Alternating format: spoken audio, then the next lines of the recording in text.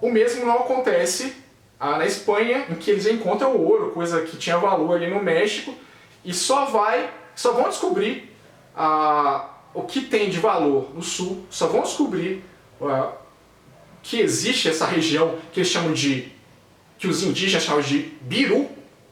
Sim, Biru.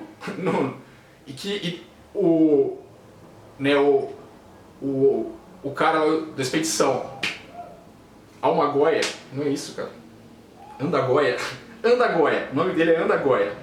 O Andagoia, em 1522, ele vai aportar na atual Colômbia e ele vai encontrar uns indígenas que diziam que aquela região toda chamava Peru. Aí ele falou, é o Peru.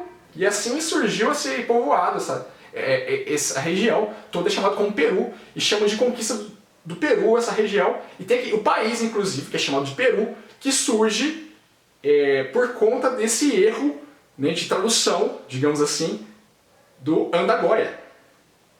Bom, então a descoberta do Peru era algo que tem um delay em relação à descoberta da América de 30 anos, exatamente 30 anos. Em 1522, enfim, sabe que tem um povo, uma civilização desenvolvida, que fica mais ao sul, que tem lá muitas riquezas. Enfim, demora 30 anos para os espanhóis terem noção de que existe coisas de valor aqui no sul. E a partir disso passa a ter um movimento para tentar conquistar essa região. Bom, o Andagoia já estava doente na época e tal, e aí ele vende as suas embarcações para outros soldados ali, outras pessoas que viviam aí no Panamá, que tinham ali suas ambições de enriquecer e tal. Vai vender suas embarcações para Francisco Pizarro, né, para Diego de Almagro e para Henriques Luque. Esses três caras vão assumir as embarcações do Andagoia e vão fazer uma série de expedições posteriormente de reconhecimento do que era o Peru, o que era essa região que foi descoberta por Andagoia. Bom, diferentemente do que Cortés fez, eles vão fazer várias expedições, várias incursões para recolher informações. E já estão calejados também com todo o experimento que existe que os antecede. Sim, a própria conquista do México é um evento que vai ajudar, obviamente,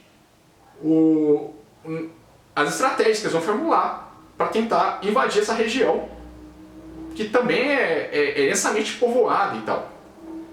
Bom, em 1524 rola essa primeira expedição de Pizarro e companhia, né?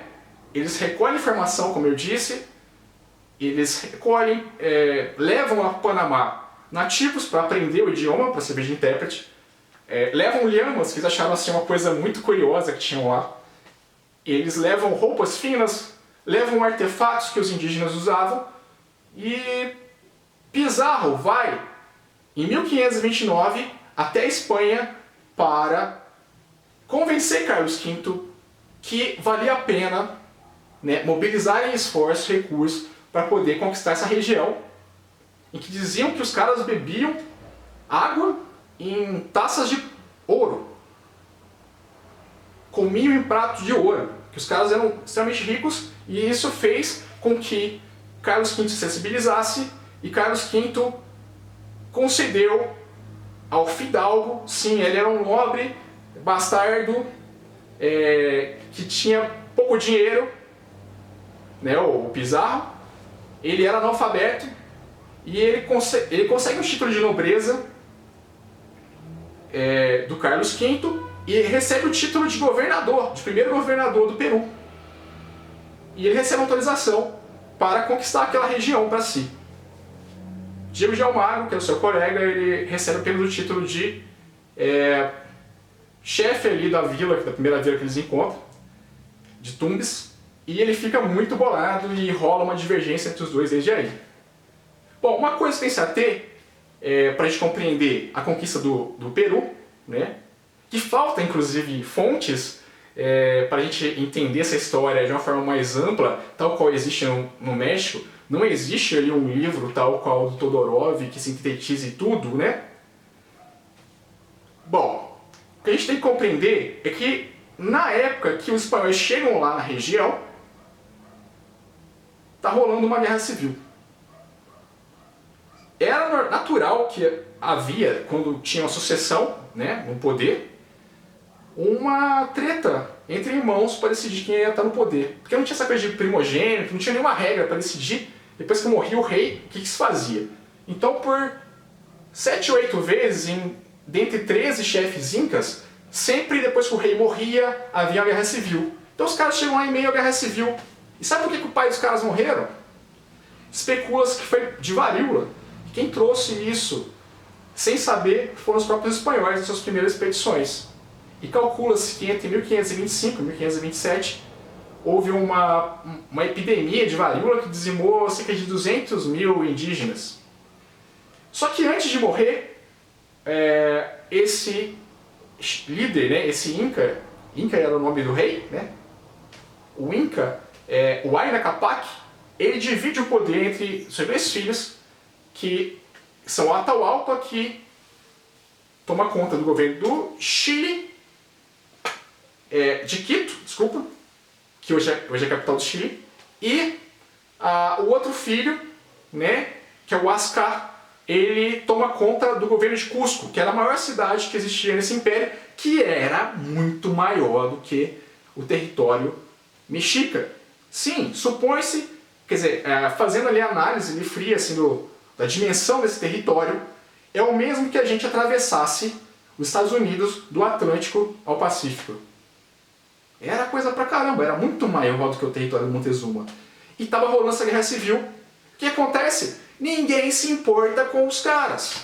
Ninguém se importa com Pizarro. Ninguém se importa com o Diego de Almagro. Tá rolando uma guerra em que o objetivo era destruir a panaca do outro. O que é a panaca? A família do outro. Então, o que acontece? Cada um tá preocupado em destruir a panaca do outro. E chega esses panacas aí e ninguém tá nem aí. Bom, então no começo dessa conquista do Peru, ou seja, da incursão por terra, dessa expedição preparada por anos de antecedência por Pizarro, Diego de Almagro e Henriques Luque, a princípio eles não têm quase nenhuma resistência.